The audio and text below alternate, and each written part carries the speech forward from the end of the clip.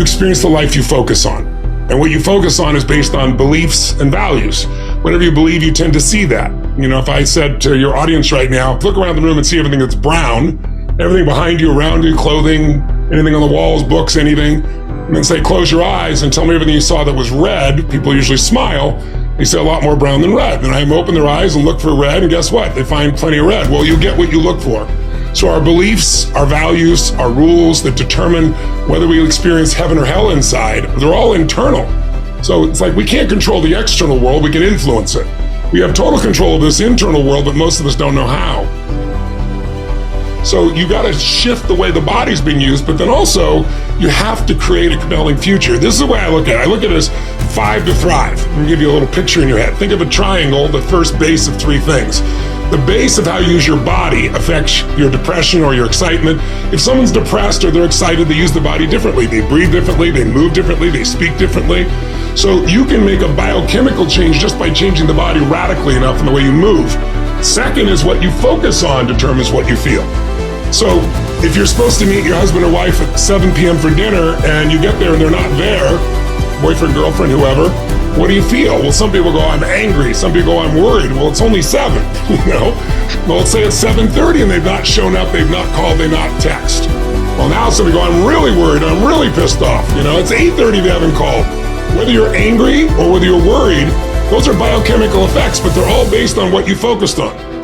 If you were really angry, like they did it again, they're probably screwing around with somebody else. If you imagine that in your mind, you're going to be upset. But if you were worried, you thought, what if they're in a car accident? And you're going to get a very different biochemical effect. But people have habits of what they focus on. And those habits become your biochemical habits as well.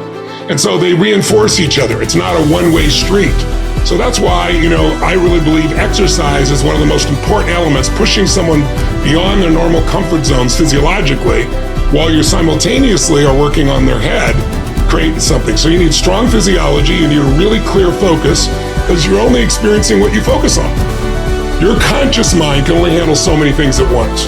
You're not thinking about your clothing touching your skin, or the sound of your heartbeat in your ear, of being able to hear that heartbeat. All those things I have to call your attention to, because your brain is deleting most of what's going on, so it's not overwhelmed consciously. So we pay attention to a small amount of things. So if you're really happy, you're deleting all the things that could piss you off or make you worried. If you're really worried, you're deleting all the things you could be grateful or happy about. So, and we tend to generalize our lives because we're cognitive misers. We don't want to think things through. So if you have strong physiology, strong focus, then the third piece is meaning is what creates emotion. Like if somebody says something and you go, they're disrespecting me, or they're challenging me, or they're coaching me, or they're loving me. Well, whichever word you select for those sensations in your body, your biochemistry becomes. And so, somebody might say, oh, this happened to me because God's punishing me, or this happened to me because God's challenging me, or this problem's here because it's a gift from God, or someone else says it has nothing to do with God, it's the fact that I've been a lazy bastard, right? Whatever it is you do in your head, there is a biochemical effect. So there's the body, there's the focus, and there's language. Those 3 shape how you feel moment to moment. But then what makes you use these 3 once you understand them is you need what's called a compelling future.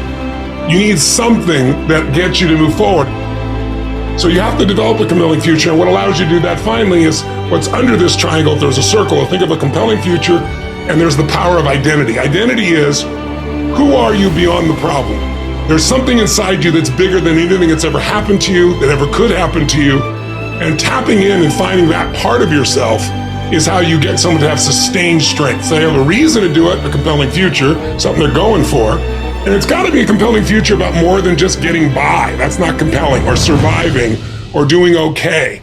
The secret to anyone who succeeded is they found something they care about more than themselves. Something that has meaning for them that they want to serve more than themselves. Because as human beings, if you get in your head, you're dead. Almost all of us can find something to be upset about. That's the nature of the mind. The mind is constantly dissecting things, separating, comparing. But when you look back and you take a look at somebody's life and you look at the totalitarian aspect of what am I here to serve? What am I here to give? What am I being called to for life? Those are the people that, were in concentration camps and survived. If you read Man's Search for Meaning, Viktor Frankl, one of my favorite people on earth, This entire piece was they had a will to live because they had a compelling future. They said, I'm going to live so that I can tell this story so it'll never happen again. They suffered the most intense suffering, but they made it through it because they had a compelling future.